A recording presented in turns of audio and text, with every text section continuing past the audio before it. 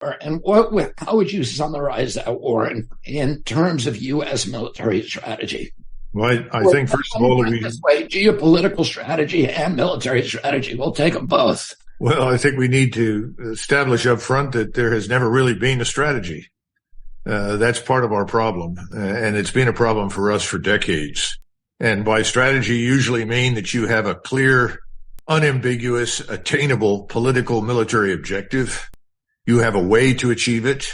And at the end of that process, you have an end state in mind. In other words, you have some vision of what you would like things to look like when it's over. We tend to stumble into things and then muddle through as opposed to devising an effective strategy. And right now, Ukraine is a good example. We, as you know, and by the way, I want to take a minute here just to thank you for your pursuit of the truth. Because today, when we talk about Ukraine, that's really what we want to get at more than anything else is what's the truth? Because the truth has been very difficult to discover, and very few Americans have heard the truth. And it's not just Americans, it's most of us in the West. So if you look at the situation today, we have to go back probably into the first part of this century at a series of discussions that Mr. Putin, when he became president, held with leaders in the West, trying to articulate to them his concerns about the expansion of the NATO alliance. And in 2008, despite these discussions, we made it clear that we didn't care, that we were going to advance the borders of NATO east to include Ukraine. And now keep in mind that Russia does already have a border with NATO. It's in Estonia. It's a small border just south of St. Petersburg.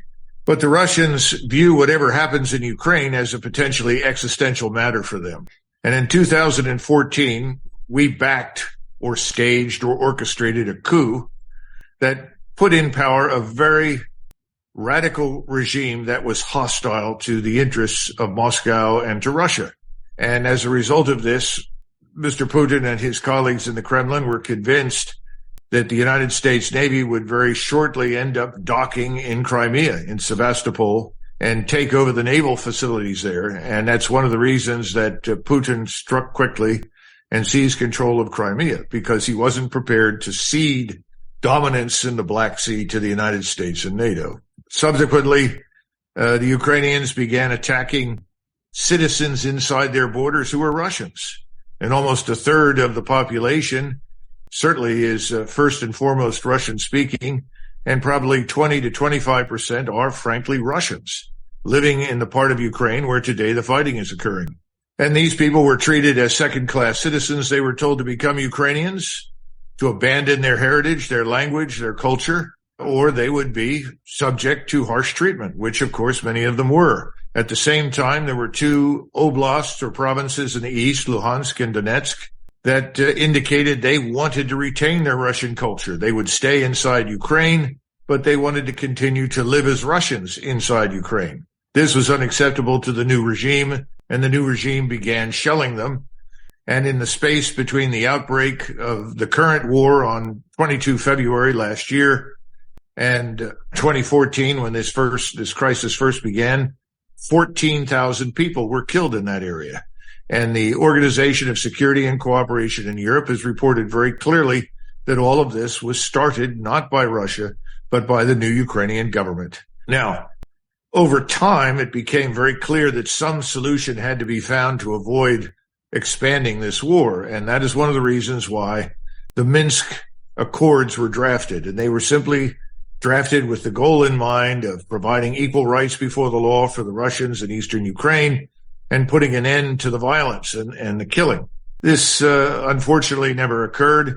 And now we know from the statements from Chancellor Merkel in December of last year and more recently from President Macron that these agreements were, in fact, a fraud, that these agreements were designed to simply buy time for Ukraine while we poured billions of dollars and extraordinarily good modern equipment and training into the Ukrainian armed forces, specifically the army.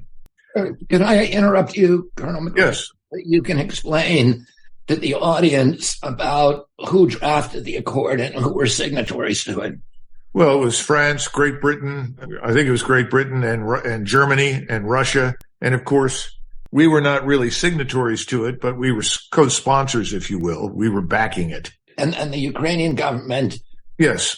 refused to ratify it. It was voted on, I believe, by the citizens of Donbass. Yes, I mean, this was everything that was contained in those accords was acceptable to Russia and acceptable to the citizens of Ukraine who were Russians. Unfortunately, there was never any intention to impose any of it.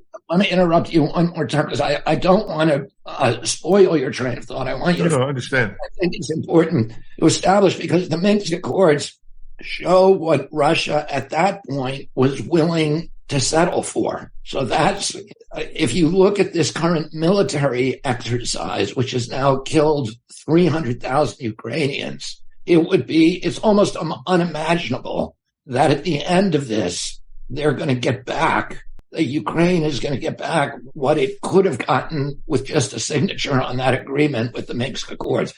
Oh, can you just tell, as my understanding is, that it was that NATO would not move into Ukraine, that I believe that the missile launchers that we have in the Ukraine would be removed, that the people, the ethnic Russians in the eastern Ukraine, that some of that would be an autonomous region within Ukraine. So it would continue to be part of Ukraine, but the people would have some rights.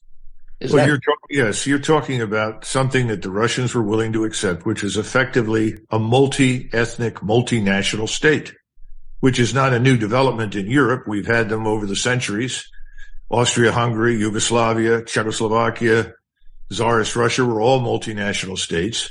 So there was no interest on Russia's side in breaking up Ukraine. Far from it. They were happy to have it intact.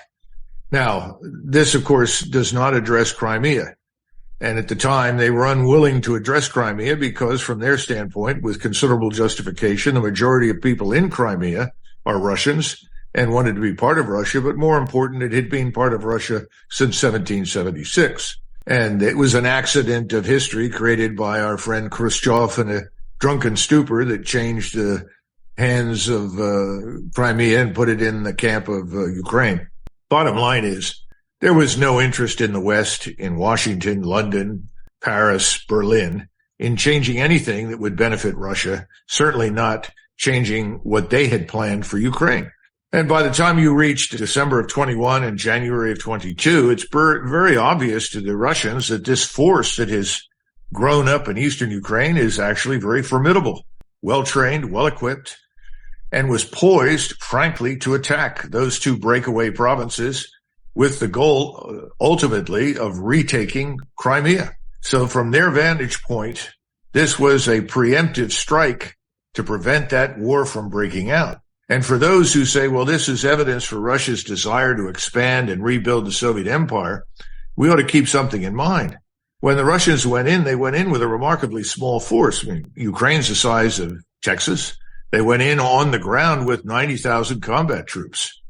The Ukrainians, of course, put up fierce resistance because they were already present and ready to fight.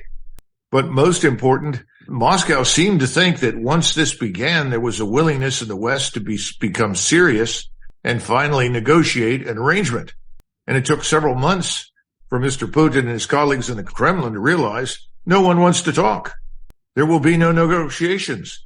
And you'll recall that in April, Boris Johnson, the prime minister, flew to Kiev and essentially told Zelensky, don't negotiate with these people. We'll provide you with whatever you need. We'll stick with you until you win. And of course, in March, that's exactly what President Biden had said. So they wanted to stop any potential movement that would have resulted in some sort of compromise, particularly a compromise that would have made Ukraine neutral. And of course, neutrality was always very attractive. Austria was made neutral in 1955, and in large part because Eisenhower was anxious to make more states neutral in Europe, because he said we can't possibly protect them all. Well, here we are now insisting that nothing can be neutral. Everything must belong to NATO, and it has to happen on our terms. This is something Russia can't accept. And so the Russians decided, well, now we're at war. We're going to have to go over to the defense, build up our forces, and prepare to end this war on our terms. And that's essentially what you've watched since late September, October, Russia on the defense, while the Ukrainians launched countless counterattacks against them. And this has turned out to be a catastrophe for the Ukrainians. They've lost, as you point out, over 300,000 dead. The Russians, in contrast, contrary to what the mainstream media says, have had perhaps 30,000 killed and perhaps 40 or 50,000 more wounded. But the difference between the Ukrainian wounded and the Russian wounded is profound. The Russians rapidly evacuate people, and most of the wounded return to duty, whereas the wounded Ukrainians rarely get the medical attention they need in time, and they don't usually return to duty. So the losses are irreparable. And at this point, we have a very desperate regime in Kiev that will do anything to try and drag the United States, preferably, into war on its behalf. And that's why you see these ridiculous drone strikes against Moscow, in the hopes that someone will say, well, see, the Ukrainians have some life left in them. We just need to help them a little more. When in reality, they are definitely on the ropes. And they know that when the ground finally dries out, there are hundreds of thousands of Russian troops who will come out of their defensive positions and attack. And that will probably happen at the end of May or in early June.